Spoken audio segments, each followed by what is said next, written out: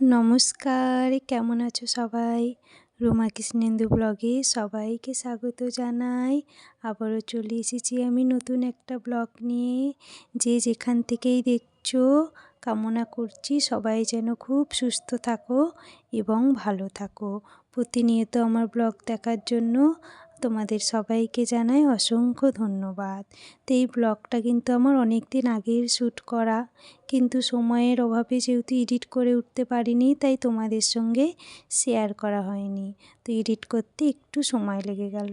বুঝতেই পারছো, খুব ব্যস্ত তো, সংসারের কাজ, তারপরে ছোট বাচ্চা, তো সবসময় সবটা আমি টাইম মেনটেন করে উঠতে পারি না।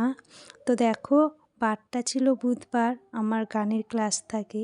তো সেই দিন আমি দুপুরে সেইভাবে কিছু রান্না করে উঠতে পারি না, সাধারণত সেদ্ধ ভাত খেয়েই সেই দিনটা কেটে যায়।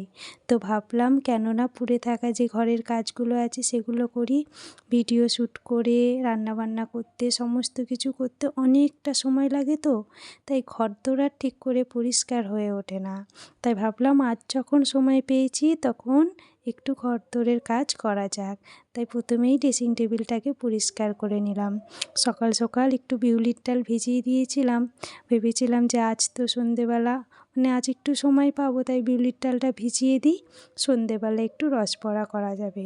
তোমাদের দাদাভাই রসবড়া খেতে খুব ভালোবাসে, কিন্তু জানো এই জিনিসগুলো করতে অনেকটা সময় লাগে এবং পরিশ্রম লাগে। সারাদিন ভিডিও করে তারপরে সেই ভিডিও এডিট করা, তার সমস্ত কাজ করা। যারা ভিডিও বানাও তারা তো নিশ্চয়ই জানবে যে কতটা খাটুনি। তাই অবশেষে আজ রসবড়াটা করতে পারলাম। তো আজ আমি ব্লগটা এখানেই শেষ করছি। যারা দেখছো তারা খুব ভালো থেকো, আবার দেখা হবে নতুন একটা ব্লগে।